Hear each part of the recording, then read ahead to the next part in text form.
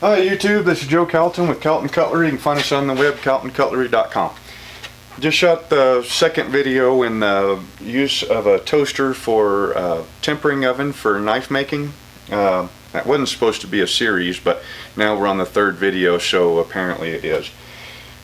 We left off with how to calibrate your toaster or how to use your knife steel to calibrate the toaster as to what setting and amount of time that you want to run your tempers at. One thing that I ran out of time to tell you about is these timers and the effect that they can have on your temper cycles. So in the first video I told you about the whole setup I have here with a power strip and a couple of analog timers. And I'll bring you in and practice focusing the camera as soon as we're done on this. But one thing to note, once you have your temperature from your thermometers to where the edge of that particular knife blade or that steel type is failing the way that you want it to, once you have your oven calibrated, on these analog toasters I really like using these analog timers. The reason is you know, you can set them and forget them. I mean, as long as it's got power, they're going to keep running.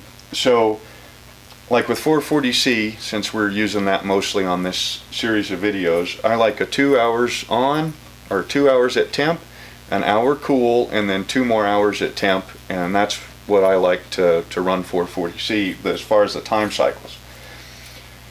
So if you're not using timers on your toaster, and most of your toasters like this one only goes to 60 minutes, so you can set it and then have it stay on for 60 minutes and then cut off. Well, I like 2 hours. I think this one over here, this one only went to 30 minutes.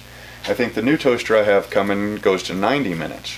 Well, I like 120 minutes. So you can use these timers. All they do is provide power. So with these analog ovens, if it's set and it's in the stay on position, if you have power going to it, it's on. If you got no power, of course it stays off. Well, you can use that to put a lot more repeatability into your time cycles. So let's say you didn't use the timers and you just knew that, okay, well today I need to run, you know, 15 440C knives through the temper cycles. So you go ahead and turn the oven on, put your knives in there, and then, you know, you start grinding knives. Well then, you know, you really get into grinding, and the next thing you know, it's been 3 hours and you forgot to shut it off. Well, that means that those knives got an extra hour on the first temper cycle. Is that going to affect your final temper? Is the steel going to still maintain that that absolutely perfect way of failure that you want it to have? You don't know unless you test it. And so with these timers, you can go ahead and set these to run for 2 hours and then cut off. Also, you can set these up to where you run 2 hours on, an hour off, and then 2 more hours on. When you do that, now like with this toaster right here, just from playing with it a little bit so far, it seems to want to, so like you set it at 200 degrees, it'll come up to 250 in the first 30 minutes. After that 30 minutes, then it'll settle back down to 200. Okay, so when you finally find that perfect temperature for that steel that you're using, in this case 440C, once you find that it runs, once you have it dialed in, you think, for the 2 hour cycles, go ahead and triple check that, put a freshly quenched blade in here, set your timer up for 2 hours on, hour off, 2 hours on, and then stay off. Run that knife through that cycle and then double check your edge with your edge deformation test and make sure that edge fails the way that you want it to. Once all that is done, from then on, you know that you can slap a bunch of blades in there, set your timer up to whatever cycle it is you want to do it, turn it on in the morning, and then by the end of the day shut everything down and you know, everything will be nice and repeatable as long as there's no big changes. So anyway, so we'll take a little bit closer look at this timer so that you can kind of see that.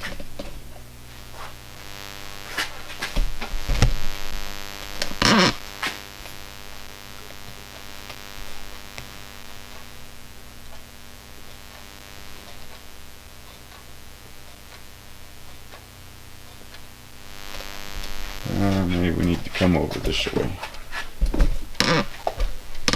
That way you can see the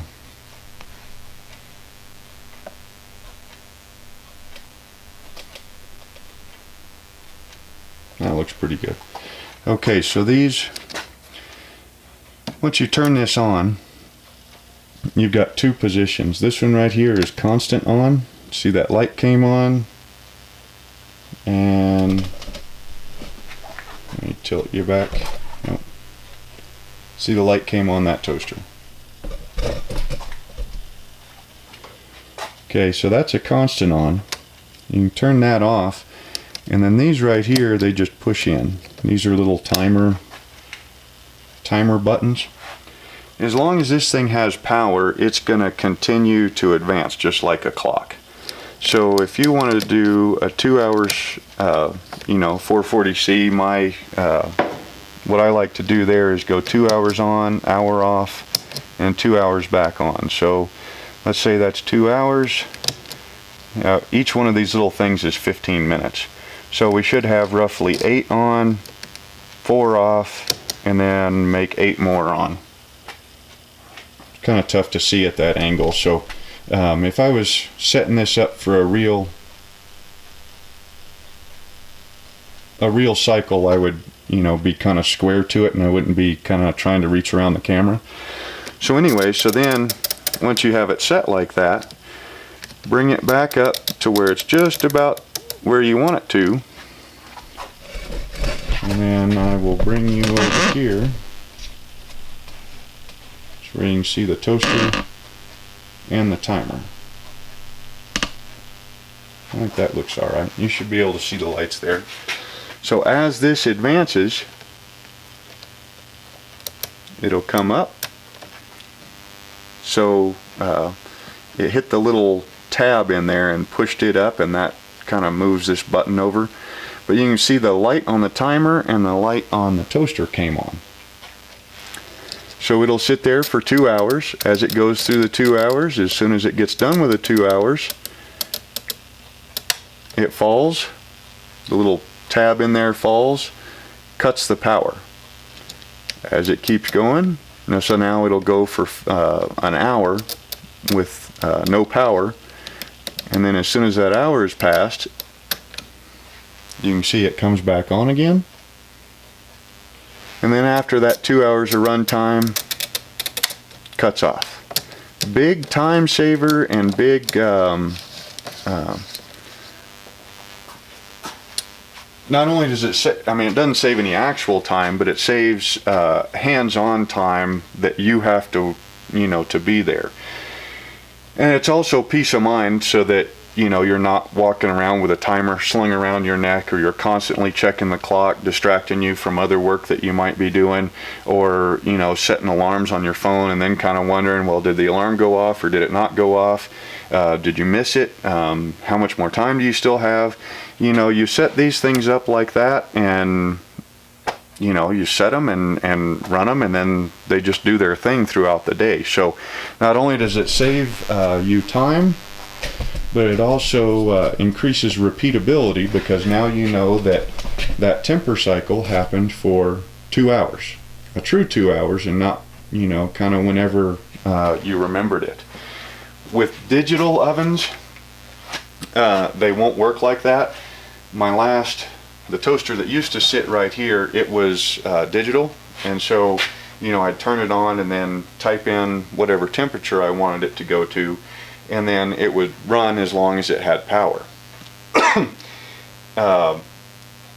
That type of toaster, that's what the one coming today is going to be like.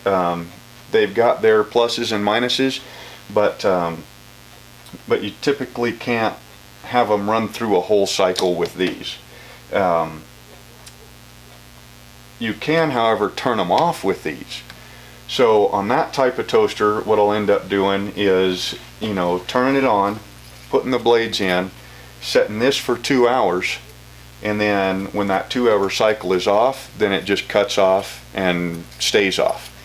Generally speaking, those digital toasters, when they lose power, they reset to 0. So even if you were to put, you know, provide power for 2 hours, cut it off for an hour, then when you went to provide 2 more hours worth of power, it would come on, but it wouldn't turn on. It would be set to 0, and it wouldn't work, which is a good thing, because if you have a power fluctuation, you know, lose power at the house or something, then you'd much rather that toaster came back to 0 and then restart the cycle on the digital ones.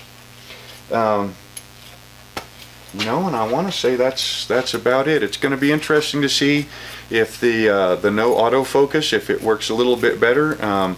It did kind of, when I was watching that last video, it seemed to cycle back and forth an awful lot. Since I like to talk with my hands and move around when I'm shooting a video, it'll be interesting to see if that works. There should be no autofocus noise, and it's really going to be interesting with that new mic. I mean, as sensitive as it is on, you know, just sitting here chatting videos like this, I think it'll be really great. When I ever go to show you anything, like I made new dies for the power hammer, new dies and new die holders, so they're interchangeable. So the next time I light the forge and do some work with it, I'll go ahead and bring you out and shoot a video with that. And as sensitive as that mic is, that might, I guess we'll have to see how it works. Anyway, I hope you enjoyed the new video, or I hope you enjoyed the video. I hope you enjoyed, hopefully this works better with the autofocus being shut off. Anyway, hope you enjoyed it, and we'll see you next time.